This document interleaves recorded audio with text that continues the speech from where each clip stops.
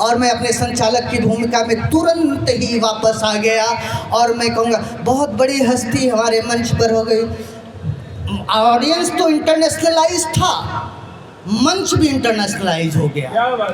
अब ये इंटरनेशनल खेल हो रहा है, लेकिन बीच में मैं भी हूँ सिर्फ 3 मिनट, और मैं सिर्फ 3 मिनट, क्योंकि कुछ बहुत विशेष है। अब तो मंच यहाँ पर से कवि गोष्ठी को समाप्त हो जानी चाहिए था अध्यक्ष की उद्घोषण के बाद, इसलिए आदरणीय ज्ञानपुरी जी से मैं अनुरोध करता हूँ, क्षमा मांगते हुए प्रार्थना करता हूँ, कृपया वो समय का ख्याल रखते हुए हम सबको जो यहाँ लोग आए हैं उनको आशीष वचन से सराबोर करें। आप लोग चेयर पर बैठे चेयरमैनों,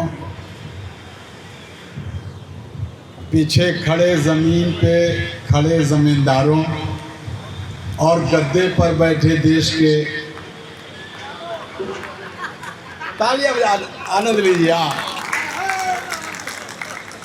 को प्रणाम करते हुए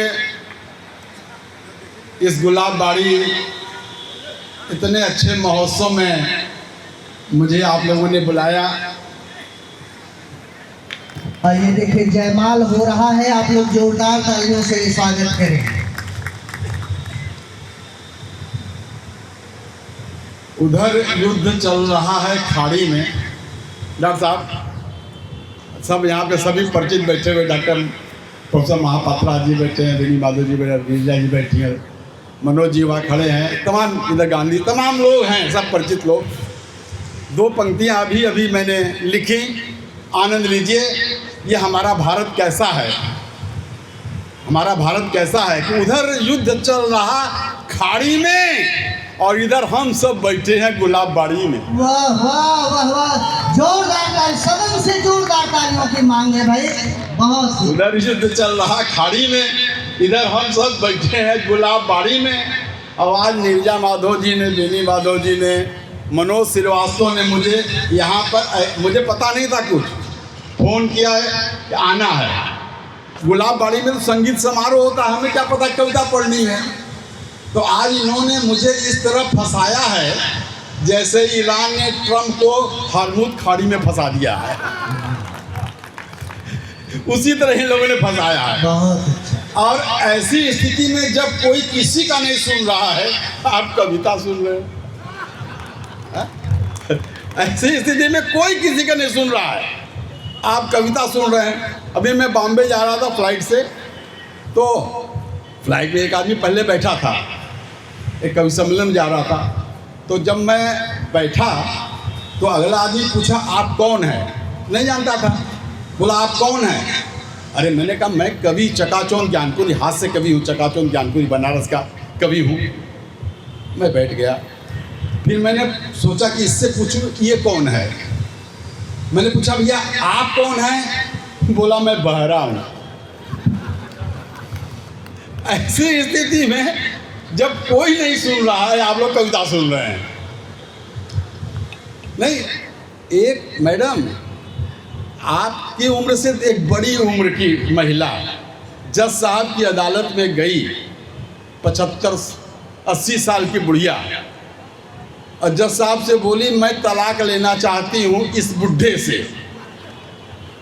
तो जज साहब बोले न कुछ तेरे बस का न कुछ इसके बस का, तो तलाक किसका। तो बोले मैं तलाक लेना चाहती हूँ। सुनिए सर डॉक्टर साहब, तो जज साहब बोले क्यों तलाक लेना चाहती हो, बोले मानसिक प्रताड़ना हमको देते हैं, बहुत मानसिक प्रताड़ना देते हैं। जज ने पूछा क्यों, क्या प्रताड़ना देते हैं। बुढ़िया ने कहा कि ये जितना भी उल जलूल की बात मेरे खानदान की मेरी करते हैं, मैं सब सुन लेती हूँ, दोनों कान से सुन लेती हूँ, लेकिन जब मैं कुछ इनको बोलने लगती हूँ तो ये कान का मशीन बाहर निकाल देते हैं। तालियां बजाइए, आनंद लीजिए। देखिए हाथ से देखिए चारों ओर बिखरा हुआ है, दृष्टि चाहिए। अभी मैं आ रहा था एयरपोर्ट से, तो बहुत सुंदर बन गया है एयरपोर्ट हमारा, और पूरा सड़क बहुत अच्छा बन गया है, मोदी जी ने बहुत अच्छा काम किया है। तो एक मारुति कार पटरी पर औंधी पड़ी थी, उल्टी पड़ी थी, उस पर लिखा था मुझे प्यार नहीं करना, मुझे प्यार नहीं करना। उसी के ऊपर एक ट्रक चढ़ा हुआ था और ट्रकवा पर लिखल रहा जब प्यार किया तो डरना क्या। वाह वाह वाह, क्या बात। तो हास्य के लिए दृश्य चाहिए। अगर आपके पास दृष्टि है तो हास्य चारों तरफ बिखरा हुआ है, बटोरते रहिए। हमारे महापात्रा जी, देखिए डॉक्टर महापात्रा जी ये फिल्म स्टार है, आपको नहीं पता होगा। ये माइक्रोबायोलॉजी के बहुत बड़े प्रोफेसर हैं, हम लोग साथ साथ थे BHU में। आप बहुत बड़े माइक्रोबायोलॉजी के प्रोफेसर, और गंगा नदी पे कितने कीड़े हैं क्या है इस पर सब डिस्कवरी चैनल भी इनका दिखाता है। और ये उड़िया फिल्म के अमिताभ बच्चन हैं। एक बार जोरदार तालियां बजाइए इनके सम्मान में। ये बहुत अच्छे गायक भी हैं। एक मैं समय का ख्याल रखना है, एक छोटी सी कविता मैं सुना के, बहुत छोटी सी कविता सुना के, मैं व्यंग्य का कवि हूँ, ऐसा सुनाता रहूँ, घंटों सुनाता रहूँगा, लेकिन मैं छोटी सी कविता, एक छोटी सी कविता। देखिए, पत्नी को खुश कैसे रख सकते हैं, एक लाइन का सूत्र है, पत्नी को खुश कैसे रखें, पर्स का मुंह खुला रखें, अपना मुंह बंद रखें। ये पत्नी खुश हो जाएगी। पत्नी, देखिए पति पत्नी का क्या है कि पति और पत्नी में ज़्यादा अंतर नहीं होता है। जैसे पुलिस और पत्नी दोनों प से आते हैं, प से पुलिस, प से पत्नी, और दोनों का काम क्या है, पुलिस रिमांड से मारती है, पुलिस रिमांड से मारती है और पत्नी डिमांड से मारती है।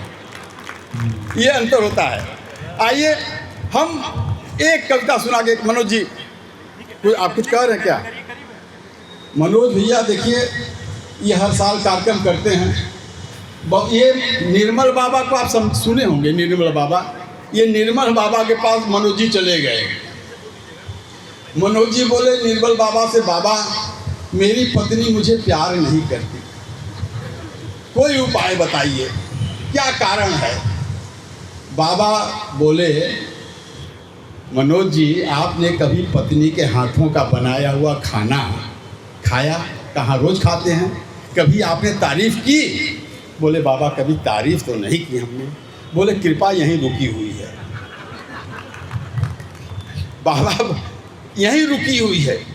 ये घर आए, सुबह सुबह 7 ही बजे आ गए और पत्नी से बोले जल्दी जल्दी नाश्ता लगाओ, मुझे कहीं बाहर जाना है, कहीं मीटिंग में जाना है, जल्दी जल्दी नाश्ता लगाओ। पत्नी 7 बजे कहाँ बना के दे दे? वो पड़ोसन के पास गई, बोली बहन 2 पराठा सब्जी दे देना, हमारे पति को कहीं मनोज जी को जाना है। वो पराठा सब्जी लेके आई, इनको दी और ये खाए। आए, बोले हाय हाय कितना सुंदर पराठा है, अरे क्या कितनी अच्छी सब्जी बनी है, बड़ी तारीफ करने लगे। पत्नी उधर गई, आम आदमी पार्टी का चुनाव चिन्ह लाई, लगी ऊपर से नीचे झाड़ने।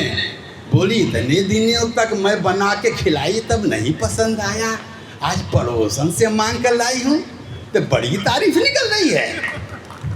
तो ये होता है, पत्नी से ज़्यादा संपर्क नहीं रखना चाहिए, दूरी बना के रखेंगे तो इज्जत बनी रहेगी आपकी। आइए एक पंक्ति, हाँ अभी हमसे बोल रहे थे बुद्धे तिवारी जी कि चकाचौंध जी पत्नी को दूसरी भाषा में क्या कहेंगे? मैंने कहा पत्नी को किसी भाषा में कुछ नहीं कह सकते, पत्नी को किसी भाषा में कुछ नहीं कह सकते। अगर कहने की कोशिश की तो आप घर में रह नहीं सकते, अगर कहने की कोशिश की तो आप घर में रह नहीं सकते, आप जीवन के भ्रम में हैं। जिसने जिसने पत्नी को नहीं प्यार किया आज वो नीले ड्रम में है, आज वो नीले ड्रम में है। अब 4 पंक्तियां मैं व्यंग्य का सुना के बैठ रहा हूं कि एक श्वेत वस्त्रधारी यानी कि खद्दरधारी, एक श्वेत वस्त्रधारी यानी कि खद्दरधारी नेता ने जहरीले सांप को देखकर हंसा। जहरीले सांप को देखकर नेता हंसा। सांप गुस्से में नेताजी को कई बार डसा। साहब गुस्से में नेताजी को कई बार डसा, नेता का कुछ नहीं बिगड़ा, बस सांप ही चल बसा। 4 पंक्तियां अंतिम मैं दे रहा हूं। अंतिम पंक्तियां, आपको पता होगा कि 10 साल पहले स्टिंग ऑपरेशन हुआ था। स्टिंग ऑपरेशन में 13 सांसद घूस लेते पकड़े गए थे। आनंद रहिए चारों पंक्तियों पर। तो 13 कैमरे लगाए थे। तो प्रभु चावला ने आज तक से मुझसे पूछा, चकाचौंध जी 13 सांसद घूस लेते पकड़े गए हैं, एक आपके भी क्षेत्र का है, आपने क्या प्रतिक्रिया है? मुझे गुस्सा आया। मैंने कहा आपके पास 540 कैमरे नहीं थे क्या? बताइए, तालियां लेकिन मैं व्यंग्य कर रहा हूँ। ये चारों पंक्तियां व्यंग्य की है। तो उन्होंने कहा नहीं आप तो मुझे कविता में सुनाइए। मैं 4 पंक्तियां पढ़ा, हर पंक्तियों पे आपका आशीर्वाद चाहिए। ये मेरी अंतिम 4 पंक्ति है कि वो सांसद हैं। मैंने कहा वो सांसद हैं, वो सांसद हैं, घूस नहीं तो क्या घास खाएंगे। वो सांसद हैं, घूस नहीं तो क्या घास खाएंगे, और करोड़ों इलेक्शन में खर्चे वापस आपके बाप लाएंगे।